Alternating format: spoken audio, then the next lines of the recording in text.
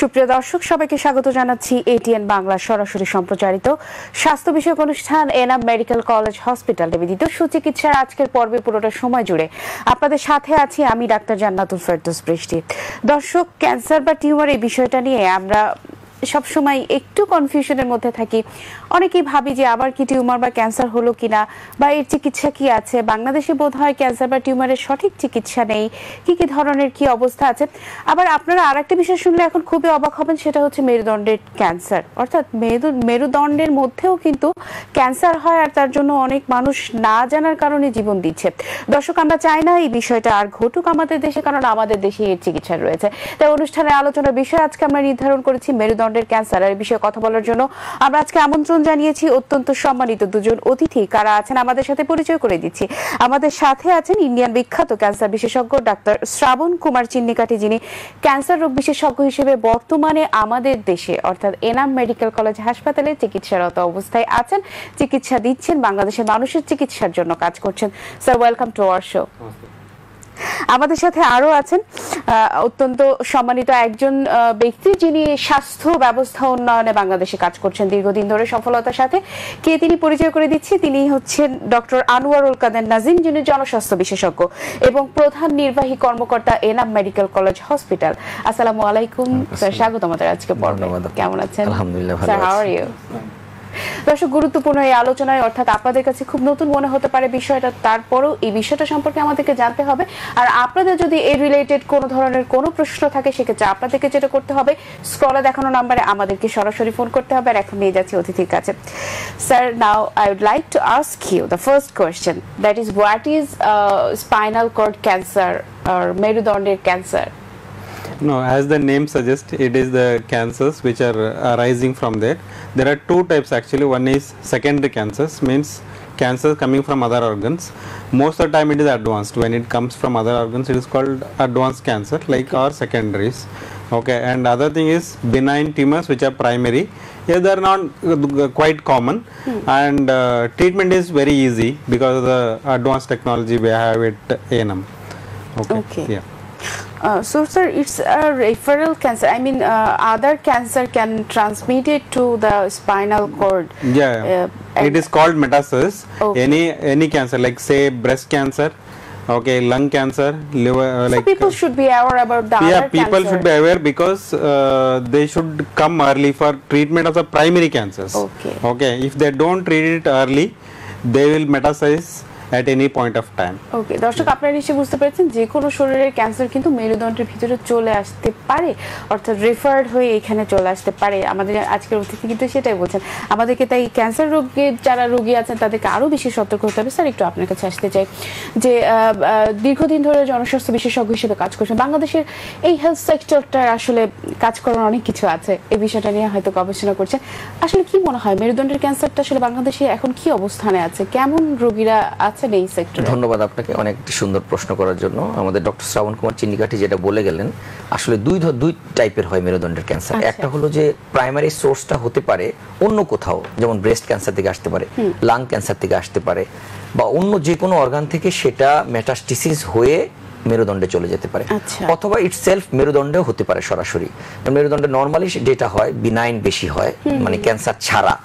সেটা হতে পারে যেমন আপনি ধরুন ওটা একটা টিউমার হতে পারে মেরুদণ্ডের স্পাইনাল কর্ডের মধ্যে অথবা ভার্টিব্রার মধ্যে। মেরুদণ্ড বলতে আমরা যেটা বুঝি আমাদের ঘাড়ের নিচ থেকে শুরু করে একদম আমাদের কোমরের নিচে একেবারে স্যাক্রাম পর্যন্ত যে অংশটা থাকে সেই পর্যন্ত আমরা মেরুদণ্ড বুঝি। তো নর্মালি মেরুদণ্ডের মধ্যে যে টিউমারটা হয় এটা সাধারণত থোরাসিক স্পাইন অথবা ডরসাল স্পাইনের মধ্যে হয় 70%-এর মতো। বাকি 30% হয় আমাদের সার্ভাইকাল স্পাইন এবং আমাদের লাম্বার স্পাইন, যেটা আমরা কোমর এবং ঘাড় বলে থাকি। তো সেখানে নর্মালি সাধারণত যেটা হয় বিনাইনটা বেশি হয় এবং মেটাস্টেসিসটা সেকেন্ডারি মেটাস্টেসিস, অর্থাৎ প্রাইমারি হতে পারে আপনার প্রোস্টেট ক্যান্সার ছিল, মেয়েদের ব্রেস্ট ক্যান্সার ছিল, ওভারিতে ছিল অথবা লাঙে ছিল, সেটা ছড়িয়ে গিয়ে মেরুদণ্ডে চলে গেছে। ততদিনে সেটা খুব অ্যাডভান্স হয়ে যায় এবং পেশেন্টের জন্য খুবই ক্ষতিকর। সেই কারণে বারবার আমাদের ক্যান্সার বিশেষজ্ঞ ডাক্তাররা বলতেছেন যে প্রাইমারি আর্লি ডায়াগনোসিস, যত দ্রুত গতিতে আপনি ডায়াগনোসিস করতে পারবেন তত দ্রুত গতিতে আপনি ভালো চিকিৎসা পাবেন এবং সেটা রিকভারি খুব ভালো। আচ্ছা, যার কারণে এই মেরুদণ্ডের ক্যান্সারটা আমাদেরকে প্রিভেন্ট করতে হলে যে কোনো ক্যান্সার অথবা যে কোনো রকমের রোগের যদি কোনো সন্দেহ হয় আচ্ছা। তাড়াতাড়ি ডাক্তারের কাছে গিয়ে সেটা দ্রুত ডায়াগনোসিস করে নিতে হবে যাতে সেটা মেরুদণ্ড পর্যন্ত ছড়িয়ে না পড়ে। ডায়াগনোসিস আপনার কাছে অবশ্যই আসবো, অবশ্যই। ইন ডিটেইলস আসবো, একটু স্যারের কাছে আসতে sir. Sir, now I would like to ask you that what is the reason behind it, spinal cord cancer, what is the reason? So reason is based on the primary. If you are thinking about the secondary cancer, is based on the primary where it is coming. So if it is a lung, so basically smoking is the reason. Okay, because that is primary is going from there because you are not treated the patient adequately at early. Okay, so ये jonno matlab it is goes to spine. So because spine is a very main organ which transmits the body and it hampers all the work. Okay, Yes, it's a very And important very part important of our part. body, to Okay. stand, to move, to actually lead our life. Yeah. So if we always tell that if there is secondary going from any other organs to spine, Okay. the patient will not survive more than 6 months or 2 years. If it is within the primary, if it is only in the breast, if or in the lung, we can give a survival rate more than 5 years, 10 years and all. But when it goes to metastasis happens, it is very difficult to treat it. Okay. Yeah. So are you treating here the spinal cord cancer patient? It is the most common actually, most common metastasis because most of the patients don't take treatment properly Okay. at a proper time, proper place, and they come with a metastasis. So it is very common. So we call it as a palliative treatment. So patient comes for only relieving of pain. Okay. So that is the reason. Okay. So primary, like if it is a primary tumor, like say schwannoma and all, it runs in families. Okay, so even Oh, genetic so reason it's is a also genetic there, genetic reason. and hereditary. Okay. We don't call it genetic, we call it as hereditary cancers. Okay, thank you sir. Sir, এবারে আপনার কাছে যে বিষয়টা আসতে চাই যে এই যে মেরুদণ্ডের ক্যান্সার বিষয়টা আপনারা কিভাবে, আপনাদের হসপিটালে তো অনেক এই ধরনের পেশেন্ট আসে, তো কিভাবে আপনারা সেটাকে ডায়াগনোসিস করেন যে হ্যাঁ এই পেশেন্টটা মেরুদণ্ডের ক্যান্সার? ধন্যবাদ আপনাকে। আসলে আমি ওই কথার সাথে একটা কথা বলতে চাই যে এই মেরুদণ্ডের ক্যান্সার যদি আপনি প্রিভেন্ট করতে চান তাহলে আপনাকে প্রাইমারি ক্যান্সারগুলি প্রিভেন্ট করতে হবে। ধরুন ব্রেস্ট ক্যান্সার অথবা লাং ক্যান্সার, প্রোস্টেট ক্যান্সার, যেই কারণে সেই ক্যান্সারগুলি হচ্ছে সেই ক্যান্সারটা যদি আপনি প্রতিরোধ করতে পারেন তাহলে মেরুদণ্ডে সেই ক্যান্সার যাওয়ার আগে সেটা প্রতিরোধ হয়ে যাবে। তার জন্য হেলদি ফুড খেতে হবে, যার জন্য মাংস কম খেতে হবে, সবজি খেতে হবে, ফ্রুটস খেতে হবে। ওই প্রিভেনশন এবং ওইটাকে আপনি যদি কমিয়ে আনতে পারেন তাহলে মেরুদণ্ডের ক্যান্সারটা কমে যাবে। আচ্ছা, আরেকটা জিনিস আসতে চাই, মোটামুটি অলমোস্ট সব ধরনের ক্যান্সার আপনাকে প্রিভেন্ট করতে হলে একই প্রসিডিউর, একই রকম সতর্কতা আপনাকে এবং স্বাস্থ্যবিধি মেনে চলতে হবে, তাহলে আপনি মেরুদণ্ডের ক্যান্সার এবং অন্যান্য ক্যান্সার আপনি এখান থেকে পরিত্রাণ পেতে পারেন। আপনি যেটা কথা আসছিলাম, আসলে এই ধরনের পেশেন্ট আমাদের কাছে যেটা নিয়ে আসে সেটা হলো মেইনলি যে পেশেন্টে দেখা যাচ্ছে যে হঠাৎ করে তার চরম কোমরে ব্যথা অথবা পিঠে ব্যথা অথবা ঘাড়ে ব্যথা, ব্যথা নিয়ে আসে। ব্যথার পরে সে তার হয়তো এক পাশ অবশ হয়ে যাচ্ছে অথবা দুই পায়ে সে হাঁটতে পারে না।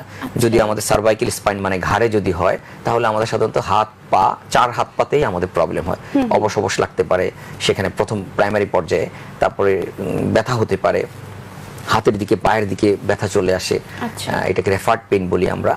তো এটা হতে পারে, উইকনেস হতে পারে এবং পেশেন্টের অনেক সময় খিঁচুনি হয়, সিজার, অর্থাৎ যে খিঁচুনি হতে পারে মেরুদণ্ডের স্পাইনাল কর্ডের টিউমার হলে, তখন সেটা আমরা আসলে এমআরআই করে দেখি যে ওখানে আপনার কি ধরনের টিউমার আছে। এবং এমআরআই করার পরে সেখানে হয়তো দেখা যাচ্ছে অনেক সময় নিউরোফাইব্রোমা আসে, অনেক সময় নিউরোমা আসে, অনেক বিভিন্ন রকমের ডায়াগনোসিস হতে পারে। একটা স্পেস অকুপাইং লিশন থাকে, সেই লিশন থেকে ভেরি ইম্পর্টেন্ট পেশেন্টের এই ধরনের কমপ্লেইন আসলেই পেশেন্ট আসলে না বুঝে অনেক জায়গায় দৌড়াদৌড়ি করে, ততদিনে সে অনেক সময় নষ্ট করে ফেলে। আমি আপনাকে ইন্টারাপ্ট করতে চাই, যেহেতু এমআরআই বিষয়টা আসলো, বাংলাদেশের মানুষ কিন্তু এমআরআই করতে অনেক ভয় পায়। এমআরআই নাম শুনলেই দেখা যাচ্ছে 2-3 মাস ওয়েট করে ফেলে। আসলে কেন? আসলে কি এমআরআই নিয়ে ভয় পাওয়ার কিছু আছে? না, আসলে সত্যি কথা বলতে কি এমআরআই ভয়ের কিছু নেই। এখানে কোনো ইনজেকশন দেওয়া হয় না, এখানে কোনো ব্যথা দেওয়া হয় না। এখানে পেশেন্টের একটু মনোবল লাগে, একটা রুমের ভিতরে পেশেন্ট থাকে, যখন তাকে মেশিনের মধ্যে দেওয়া হয় তখন সে হয়তো চিন্তা করে একটা ভয় হতে পারে তার, আসলে তা না। আমাদের এনাম মেডিকেল কলেজ হাসপাতালে আমরা এখন বিশ্বের সেরা এমআরআই সংযোজন করেছি, এটাকে বলি আমরা helium free MR operation.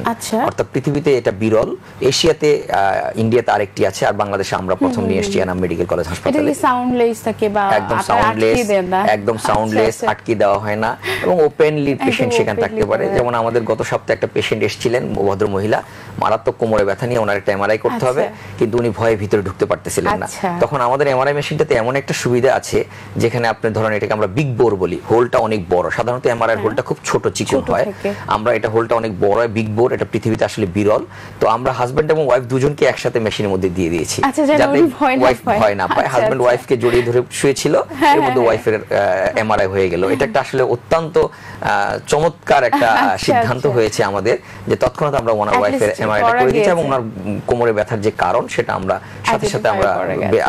Identify করে তাকে ট্রিটমেন্ট দিয়েছি, সে ভালো হয়ে গেছে। তাহলে তো দর্শক আপনারা বুঝতে পারছেন যে এমআরআই নিয়ে আসলে আর কোনো ভয়ের কোনো কারণ নেই। আমাদের সময় হচ্ছে একটা বিজ্ঞাপন বিরতিতে যাওয়ার। দর্শক আপনারা দেখছেন এনাম মেডিকেল কলেজ হসপিটাল সুচিকিৎসা। আমরা খুবই গুরুত্বপূর্ণ বিষয় নিয়ে কথা বলছি, মেরুদণ্ডের টিউমার এবং ক্যান্সার। এই বিষয় নিয়ে আরো অনেক আলোচনায় আমরা আসছি। অনুষ্ঠানের এ পর্যায়ে সময় হচ্ছে একটা ছোট্ট বিজ্ঞাপন বিরতিতে যাওয়ার। সাথেই থাকবেন।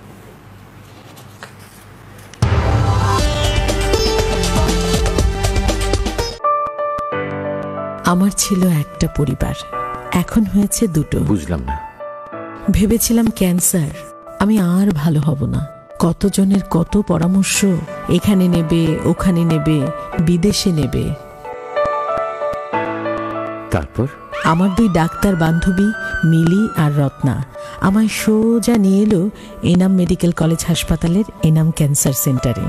এনাম ক্যান্সার সেন্টারে দেশি বিদেশি ডাক্তার, কি নিবিড় সেবা, সমন্বয়, সেরা সেরা যন্ত্রপাতি।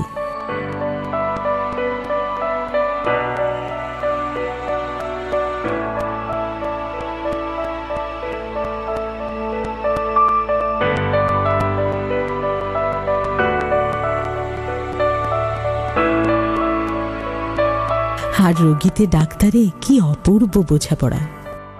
এনাম ক্যান্সার সেন্টার, এটাও আমার একটা পরিবার, আমার নতুন জীবন দেয়া পরিবার, আমার অন্তরে, আমার বিশ্বাসে।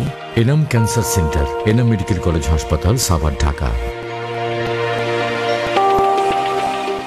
বিকাশ অ্যাপে ডাবল বোনাস। প্রথমবার অ্যাপে লগ ইন করলেই 25 টাকা বোনাস, তারপর প্রথম 25 টাকা রিচার্জে আরো 50 টাকা ক্যাশব্যাক। এখনই বিকাশ অ্যাপে লগ ইন করে মোবাইল রিচার্জ করুন। ক্লিয়ারেন্স স্যাশের সাথে এখন এক্সট্রা 20% ফ্রি।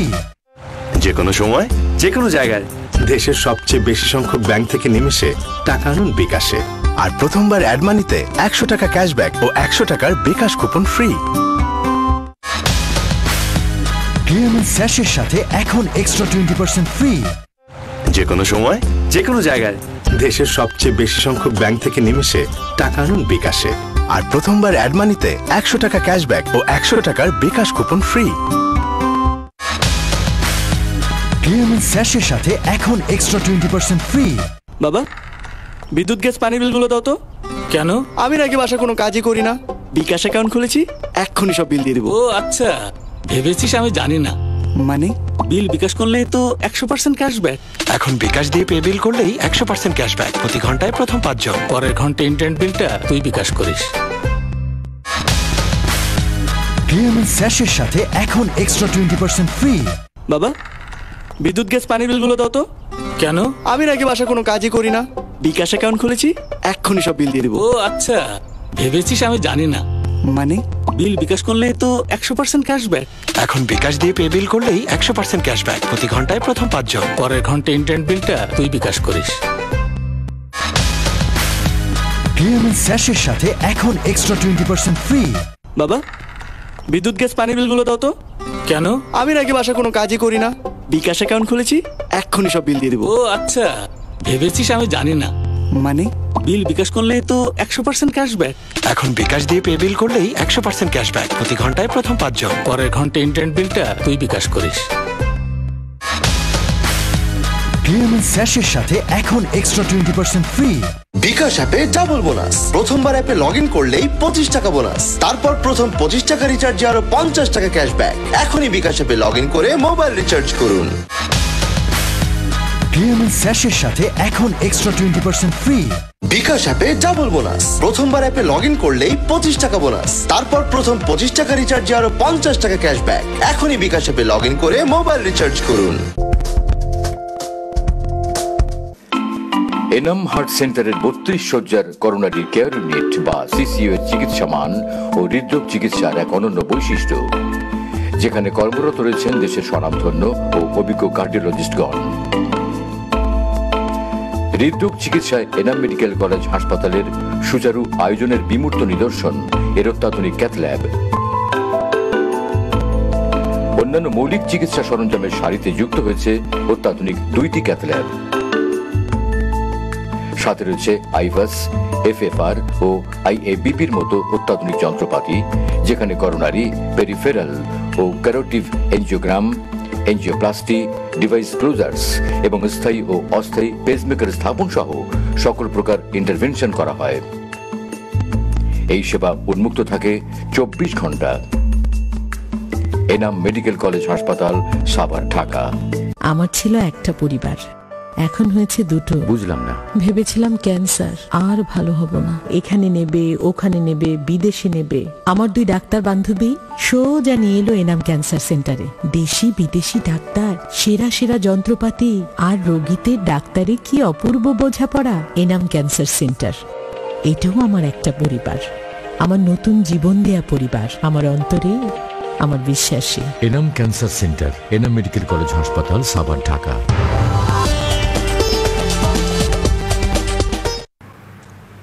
ধন্যবাদ দর্শক এতক্ষণ আমাদের সাথে থাকার জন্য। ফিরে এলাম বিরতির পর সবাইকে আরো একবার স্বাগত জানাচ্ছি এনাম মেডিকেল কলেজ হাসপাতাল নিবেদিত সুচিকিৎসার আজকের গুরুত্বপূর্ণ আলোচনায়। দর্শক, মেরুদণ্ডের টিউমার এবং ক্যান্সার নিয়ে আমরা আজকে আলোচনায় আছি। শুরুতেই আমাদের সাথে একজন দর্শক আছেন, আমরা দর্শকের ফোনটি একটু নিতে চাই। আসসালামু আলাইকুম দর্শক, কে আছেন আমাদের সাথে? নাম বলে কি জানতে চান বলুন। আসসালামু আলাইকুম দর্শক, কে আছেন আমাদের সাথে? টেলিভিশনের ভলিউমটি কমিয়ে বলুন কি জানতে চান।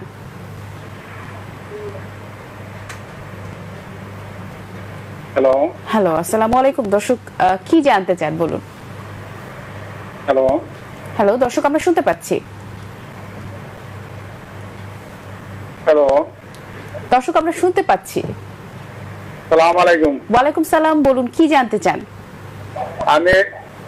আমি হলো যে দিনে ভালো থাকি, রাত্রে শোয়ার পরে হাত অবশ হয়ে যায়, তারপরে সকালে কিছু সময় যাওয়ার পরে নাড়াচাড়া দিয়েছি, তাহলে এই আর কি আস্তে আস্তে কমে। 2 হাত শুধু রাতে অবশ হয়ে যায়? হ্যাঁ, অবশ হয়ে যায়, কি অবশ হয়ে যায়। ওকে, সকালে আবার ঠিক হয়ে যায়। ঠিক আছে দর্শক, আপনি আমাদের সাথে সকালে মানে কিছু সময় হাঁটাচলা করার পরে পায়েও হয় আর কি। আচ্ছা ঠিক আছে দর্শক, আপনি আমাদের সাথেই থাকবেন, আমরা আপনার বিষয়টা নিয়ে কথা বলবো। স্যার, আমরা কিভাবে ওনাকে হেল্প করতে পারি? ওনাকে এটা হতে পারে যেমন অনেক সময় রাতে আসলে আমাদের শোয়ার স্টাইল থেকে আমরা কিভাবে শুয়ে থাকি তার উপর নির্ভর করে। অনেক সময় এক পাশে কাত হয়ে শুয়ে থাকলে যেহেতু ঘাড়ের উপর আমাদের চাপটা পড়ে, সে কারণে ওনার 4 হাত পাতে উনি বললো যে একটু একটু ইয়ে লাগে, তারপর যখন হাঁটা চলাফেরা করে তারপর আস্তে আস্তে স্বাভাবিক হয়ে যায়। সেটা একটা হতে পারে। অথবা দেখা যাচ্ছে যে ওনার ওখানে কোনো রকমের কোনো ডিজিজ বা প্যাথোলজি ঘাড়ে থাকতে পারে। সেজন্য আমার ওনার প্রতি একটা পরামর্শ হলো উনি এসে যদি আমাদের ওপিডিতে, এনাম মেডিকেল কলেজ হাসপাতালে ওপিডিতে এসে একটু স্ক্রিনিং করে নেন আসলে ঘটনাটা কি, বা একজন ভালো নিউরোসার্জনকে দেখিয়ে নেন, তাহলে উনি আসলে বুঝতে পারবেন ওনার কি আসলে এটা শোয়া থেকে হচ্ছে না ওখানে কোনো প্যাথোলজি হচ্ছে। ধীরে ধীরে হতে পারে যেটা একটা ইনিশিয়াল একটা সাইন, এরপর এটা আরো খারাপ হতে পারে। সেই কারণে ওনাকে আগে থেকে এখন আসলে এটা প্রিভেনশন অথবা এটা জেনে নেওয়ার জন্য আগে থেকে ওনাকে পরামর্শ নিতে হবে। আচ্ছা, আশা করি দর্শক বুঝতে পেরেছেন। Sir, now I would like to ask you what are the treatment for spinal cord tumour and cancer.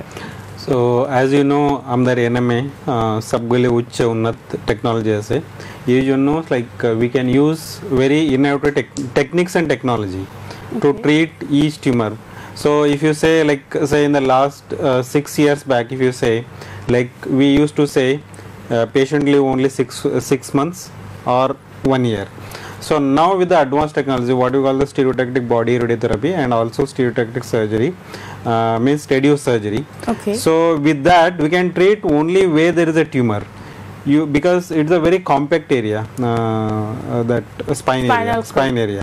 So we cannot irradiate the spinal cord. So we can treat only 1 millimeter tumor, 2 millimeter tumors, and even 5 millimeter tumors. Okay, so that we will not harm the spinal cord. So his quality of life will be much improved. Okay, and also at the same time, because we deliver very high dose of radiation, because of the advanced technology and advanced technique, so we can reduce high dose. So because of that, we can kill the complete cancer, and we can give a good quality of life and long life.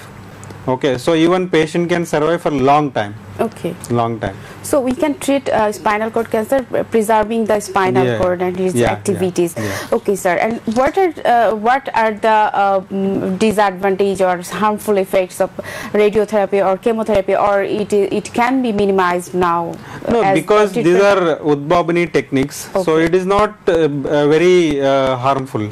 The technique and technology comes only to help the patient, so it will never create an harm. You will not get any side effect actually. You don't see. You will decrease in the pain. Okay, also decrease in the disease because you are giving very high dose. So when we start radiation, that time technology was not there. There is no techniques. Okay, so what are the conditions now? What are the advanced facilities now? Now we have an IMRT, we have an IGRT, that is VMAT also, we have SBRT, we have SRS, SRT, because see we have a very advanced technique. So we can use it multiple way. That don't have any harmful effect? No harmful effect, no harmful effect. No, previously used to have it, but now we don't see it actually. Okay. You have only decrease in the disease or decrease in the symptoms. Okay. So quality of life will be much better. That's a very good news for us. নিশ্চয় দর্শক আপনারা বুঝতে পেরেছেন আগে radiotherapy এবং chemotherapy এবং এখনকার radiotherapy কেমোথেরাপির মধ্যে কিন্তু ডিফারেন্স আছে। আমাদের বিশেষজ্ঞ চিকিৎসক সেটাই বলতে চাচ্ছেন যে এখন আপনি রেডিওথেরাপি কেমোথেরাপি নিয়ে আসবে আপনার এতটা চিন্তার প্রয়োজন নেই, সেটা আপনার জন্য এতটা বেশি হার্মফুল হবে না। স্যার এবার আপনার কাছে যে বিষয়টা আসতে চাই, এই যে spinal cord tumour by cancer, এই ধরনের পেশেন্টগুলো যখন শুরুতে ওই যে আপনি বলছিলেন অনেক ব্যথা হয়, তখন দেখা যায় যে এরা নিজেদের মতো করে চিকিৎসা শুরু করে বা মিসগাইডেড হয়ে অন্য চিকিৎসকের কাছে যায়। আসলে তাদের প্রথম থেকে কি করা উচিত বলে আপনার মনে হয়? ধন্যবাদ আপনাকে।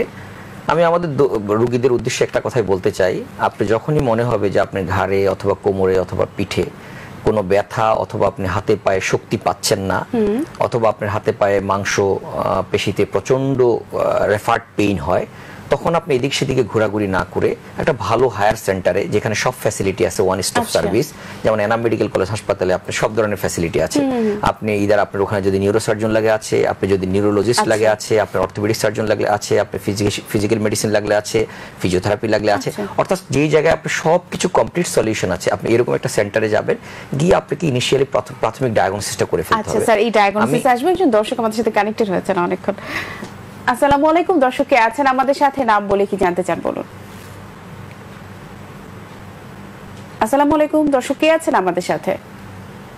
আসসালামু আলাইকুম। ওয়ালাইকুম সালাম, আমরা শুনতে পাচ্ছি, দর্শক বলুন কি জানতে চান। আমি ঢাকা রোশনে থেকে বলছি। জি বলুন কি জানতে চান, বলুন কি জানতে চান। আমার পিঠে ছোট্ট একটা টিউমার আছে। আচ্ছা, এখন এটা চিকিৎসা সম্পর্কে জানতে চান, কি জানতে চান? পিঠে বলতে কি উনি কি নিজে দেখতে পায়? 14 থেকে 15 বছর হলো। 15 বছর হলো। আপনি কি নিজে দেখতে পারেন, মানে ফিল করতে পারেন? হাত দিলে কি পিঠে যে টিউমারটা আছে সেটা দেখা যায়, অন্য লোক দেখে? না, এটা দেখা যায় না, ভিতরে আছে। কিভাবে বুঝতে পেরেছেন উনি? কোনো পরীক্ষা করেছেন? দর্শক আপনি কিভাবে বুঝেছেন? অনুভব করা যায় যে আছে টিউমারের মতো। আচ্ছা, টিউমারের মতো। ঠিক আছে দর্শক, আমরা বুঝতে পেরেছি, আপনি আমাদের সাথে থাকবেন, আমরা এখন আপনাকে একটা প্রপার গাইডলাইন দেব। বোঝা যাচ্ছে যে উনি দর্শকের যেটা কনফার্ম না, উনি কনফার্ম, হাত দিলে ফিল করলে বোঝা যায়। এটা আসলে একরকম মেরুদণ্ডের বাহিরে মাংস, চামড়ার নিচে হয়তো লাইপোমা, এটা মেরুদণ্ডের টিউমার বা অন্য কিছু না। উনি বলছে 14 থেকে 15 বছর। হ্যাঁ, এটা 15 বছর 20 বছর লাইফ টাইম থাকতে পারে, এটা নিয়ে অরিড হওয়ার কিছু নেই। তারপর উনি একজন চিকিৎসককে দেখিয়ে নিলে যেটা ভালো, কারণ উনি উপর থেকে দেখতে পায় বা ফিল করতে পারে মানে হলো এটা মেরুদণ্ডের মধ্যে না। আচ্ছা, আমাদেরকে যেটা বলছিলাম, যেটা আমরা ছিলাম, সেটা হলো যখনই পেশেন্ট এরকম হবে তখনই যদি সে একটা ডায়াগনোসিস করে ফেলে, তাহলে কিন্তু ইজিলি প্রথম তার ট্রিটমেন্টের পুরো সেটআপটা করে ফেলা যায়, তার চিকিৎসা কি লাগবে। যে কারণে একটা ভালো সেন্টারে যেতে হবে, কি কারণে এটা একটা টিম ওয়ার্ক। এই স্পাইনাল অথবা মেরুদণ্ডের যে কোনো রকমের যে কোনো ডিজিজের যে কোনো সময় যে কোনো অপারেশন লাগতে পারে, তাহলে আপনি এক জায়গায় পরীক্ষা করলেন, আরেক জায়গায় দৌড়াদৌড়ি করবেন অপারেশনের জন্য, আবার ডাক্তার সিলেকশন করবেন, আপনার অনেক সময় নষ্ট হয়ে যাবে। এটা কিন্তু প্রতিটা সেকেন্ড, প্রতিটা মিনিট আপনার জন্য খুব ইম্পর্টেন্ট, কারণ যদি সেটা ক্যান্সার হয়, মেলিগন্যান্ট হয়, তাহলে সেটা মাইক্রোফিল্ট্রেশন হতে থাকে, সেটা আস্তে আস্তে আস্তে ছড়াতে থাকে। আর যদি সেটা সেকেন্ডারি মেটাস্টেসিস হয়, সেটা আরো দ্রুত গতিতে ছড়াতে থাকে। সেই কারণে আপনাকে প্রথমে দেরি করা যাবে না, আপনাকে ইনস্ট্যান্ট এন্ড কনস্ট্যান্ট সিদ্ধান্ত নিয়ে ফেলতে ফেলতে হবে, ডায়াগনোসিস করে ফেলতে হবে। যেমন এনাম মেডিকেল কলেজ হাসপাতালে এটা দুই ধরনের চিকিৎসা হয়, একটা হলো কনজারভেটিভ চিকিৎসা যে অপারেশন ছাড়া, আর একটা হলো যে আপনার সার্জিক্যাল অপারেশন। অপারেশন ছাড়া যদি তার দেখা যাচ্ছে যে এমন জায়গায় টিউমারটা হয়েছে যেখানে অপারেশন করতে গেলে এটা একটা ভাইটাল স্ট্রাকচার, যে কোনো সময় ইনজুরি হতে পারে, সেই ক্ষেত্রে এটা তখন অপারেশন করা হয় না। অথবা দেখা গেছে সেকেন্ডারি মেটাস্টাসিস এমন ভাবে ছড়িয়ে গিয়েছে পুরো স্পাইনে, মেরুদণ্ডের বিভিন্ন জায়গায় ইনভলভ হয়ে গেছে, নার্ভ, টিস্যু, ভার্টিব্রা অর্থাৎ মেরুদণ্ডের যে বডি আছে, তখন আপনি অপারেশন কোথায় করবেন? সম্ভব না। যদি একটা স্পেসিফিক জায়গায় থাকে তাহলে সেটা না হয় কেটে ফেলে দিয়ে নতুন করে একটা ভার্টিব্রা কেটে ফেলে দিয়ে ভার্টিব্রা ইমপ্লান্ট করা যায়, সেখানে ফিক্সেশন করা যায়। অবশ্যই এনাম মেডিকেল কলেজ হাসপাতাল এমন একটা জায়গা, ওয়ান স্টপ সার্ভিস, যেখানে রয়েছে অত্যন্ত সুন্দর একটা নিউরোসার্জারি ডিপার্টমেন্ট, আইসিইউ, যেখানে রয়ে গেছেন অনেকগুলি নিউরোসার্জন কাজ করেন, তারা এই ধরনের অপারেশনগুলি করে, অনেক সময় ডিকম্প্রেশন করে। আপনি দেখুন অনেক সময় সেখানে পর্স ডিজিজ হয়, অনেক সময় সেখানে স্পাইনাল টিবি হয়, টিউবারকুলোসিস, সেখানেও দেখা যাচ্ছে আবার টিউবারকুলার অ্যাবসেস হয়, সেগুলিকে সুন্দর করে অপারেশন করে ড্রেন করে সেখানে পেডিকেল স্ক্রু দিয়ে সেটা ফিক্সেশন করে পেশেন্টের যাতে কোয়ালিটি অফ লাইফ যাতে হ্যাম্পার্ড না হয় এবং সে যাতে সোজা হয়ে বসতে পারে, হাঁটতে পারে এবং কোনো রকমের প্যারালাইসিস না হয়, সেগুলিও এনাম মেডিকেল কলেজ হাসপাতালে আসলে সুন্দরভাবে করা হয়, অত্যন্ত সুচারুভাবে। দীর্ঘদিন ধরে, দীর্ঘ 2 যুগ ধরে কিন্তু আমরা এই কাজগুলি করছি। এখন আরো সফিস্টিকেটেড আমরা নেভিগেশন ব্যবহার করছি, আমরা অত্যন্ত হাইলি কোয়ালিফাইড মাইক্রোস্কোপ ব্যবহার করছি, যাতে পেশেন্টের কোনো রকমের কোনো আনওয়ান্টেড টিস্যু হ্যাম্পার না হয়ে, তার কোনো রকম প্যারালাইসিস ডেভেলপ না করে, নার্ভে কোনো ইনজুরি না হয়, এই সকল অপারেশন এবং চিকিৎসা কমপ্লিট করা হয়। পরবর্তীতে যখন বায়োপসি রিপোর্ট চলে আসে, সেই বায়োপসি করার জন্য কোন স্টেজে আছে এবং কোন ধরনের ক্যান্সার সেটা জানার জন্য যে হিস্টোপ্যাথোলজি এবং ইমিউনোহিস্টোকেমিস্ট্রি, সেটাও এনাম মেডিকেল কলেজ হাসপাতালে রয়ে গেছে। যার কারণে ওয়ান স্টপ সার্ভিস একটা হসপিটালে গেলে আপনাকে আর আসলে এখানে সেখানে ঘোরাঘুরি করে সময় নষ্ট করতে হয় না। তারপর ওখান থেকে চলে যায় অপারেশন কমপ্লিট করার পরে, যখন স্টিচ অফ করে দেয় সেলাই কাটার পরে, তখন নিউরোসার্জনরা মনে করেন যে এটা তখন অনকোলজি ডিপার্টমেন্ট অর্থাৎ এনাম ক্যান্সার হাসপাতালে রেফার করবে। তখন রেফার করার পরে আমাদের এই যে ডক্টর শ্রাবণ কুমার চিন্নিকাঠি আছেন, ওনারা তখন ওনাদের ট্রিটমেন্টটা শুরু করে। যদি কারো অপারেশন না লাগে, সরাসরি টিস্যু ডায়াগনোসিস এফএনএসির মাধ্যমে অথবা ট্রুকাট বায়োপসির মাধ্যমে করে ডায়াগনোসিস কনফার্ম করতে পারে, তখন সেটা দেখা যাচ্ছে ওনাদের কাছে পাঠিয়ে দেওয়া হয় যে ক্যান্সারের চিকিৎসা দেওয়ার জন্য। একটু ফোনটা নিয়ে আসি। আসসালামু আলাইকুম, দর্শক কে আছেন আমাদের সাথে, নাম বলে কি জানতে চান বলুন। দর্শক টেলিভিশনের ভলিউমটি কমিয়ে কি জানতে চান বলুন। আপু, আমার প্রস্রাবে অনেক সমস্যা, আর হচ্ছে কি আমার কোমরে অনেক ব্যথা। আচ্ছা, কতদিন থেকে? আপনার বয়স কত? 20 বছর বয়স। 20 বছর। ওনার কি কখনো পেশাব করতে কষ্ট হয়? মাঝে মাঝে পানি কম খাইলে এরকম হয় আমার। তাই সেটা কি প্রস্রাব করতে কষ্ট হয় বা কখনো পেশাব আটকায় গেছে এরকম কিছু? আটকে গেছে কিনা? হ্যাঁ, যখন মানে আমি যেদিন পানি কম খাবো ওই দিনই আমার প্রস্রাব করতে অনেক কষ্ট হয়। আচ্ছা, ঠিক আছে দর্শক, বুঝতে পেরেছি, আপনি আমাদের সাথে থাকবেন, আমরা অবশ্যই আপনাকে এখন একটা সাজেশন দেওয়ার চেষ্টা করছি। ধন্যবাদ দর্শককে। ওনার আসলে যেটা মনে হচ্ছে, উনি যেটা বললো যে পানি কম খেলে ওনার পেশাব করতে কষ্ট হয়, তা আমরা জানি আমাদের দেশে মানে ফিমেলদের আসলে ইউরিন ইনফেকশন হওয়ার সম্ভাবনা অনেক বেশি থাকে। এটা হতে পারে ইউরিন ইনফেকশন, কিন্তু সাথে উনি আরেকটা কথা বলেছেন, ওনার অনেক কোমরে ব্যথা।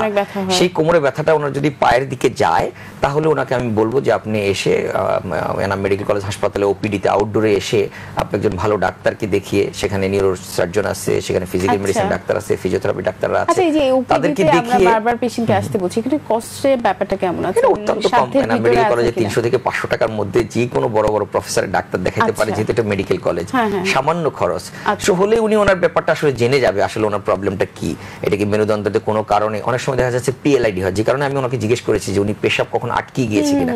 খুব অল্প বয়সে আমরা এই 20, 25, 30 বছর বয়সে দেখা যাচ্ছে আমরা অনেক হেভি অবজেক্ট আমরা সামনের দিকে ঝুঁকে কাজ করতে গিয়েছি, অনেক সময় মহিলার সামনে ঝুঁকে ঝাড়ু দেয়, তখন থেকে কোমরে ব্যথাটা হয়। আর সেখানে কোমরের মধ্যে একটা ডিস্ক থাকে, যেটা আমরা বলি একটা জেলির মতো একটা পর্দার নিচে, নিউক্লিয়াস পালপোসাস এবং মেমব্রোসাসের ভিতরে একটা পর্দার ভিতরে জেলির মতো থাকে, যেটা বের হয়ে চলে আসে প্রোট্রুশন করে, তখন সে নার্ভের উপরে চাপ দেয়, দেওয়ার পরে সেটা আসলে পায়ের দিকে চলে যায়।